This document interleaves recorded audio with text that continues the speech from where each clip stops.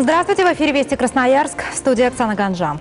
В ГИК-95 поезд с такой надписью сегодня прибыл в Красноярск. Так отмечает юбилей одна из самых известных киношкол страны.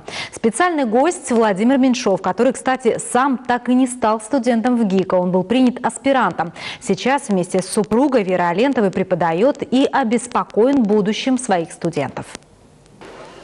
Проехать спецпоездом по России, чтобы будущие актеры оценили масштаб, идея принадлежит Никите Михалкову. Всего по маршруту от Москвы до Владивостока 15 остановок. По вагону с актерами, режиссерами, продюсерами. В Красноярск нагрянули студенты-третьекурсники. Некоторых уже приглашают сниматься. Приятно, что среди них несколько сибиряков. Однажды вместо Сибирского федерального они выбрали в ГИК, где конкурс минимум 500 человек на место.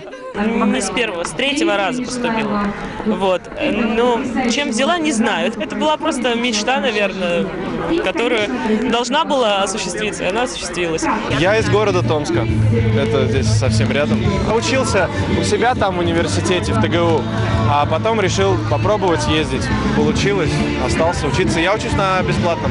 Специальный гость – народный артист России, режиссер Владимир Меньшов. Несмотря на свои 75, только в этом году снялся. В 6 лентах, шутит, кое-как пережил юбилей. Рассказывает, сам в ГИК так и не поступил, даже когда его единственного взяли аспирантом. Даже когда снял фильм про 50-летие в ГИКа, тот фильм приказали смыть. Сейчас Владимир Меньшов преподает вместе с супругой Верой Алентовой.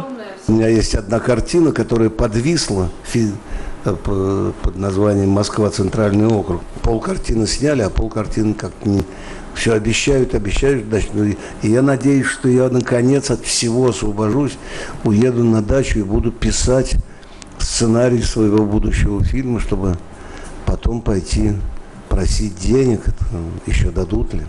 На пресс-конференции говорили о многом. Нужно создать Министерство кинематографии. Про то, что нет отлаженной системы, и даже самые талантливые ребята, заканчивая киношколу, самостоятельно ищут работу. Это неправильно. Красноярск стал единственным городом, где Владимир Меньшов провел творческую встречу. Подробности мы расскажем в понедельник. Не пропустите. Евгения Безбородова, Сергей Подлевский, Андрей Магомедов. Вести Красноярск.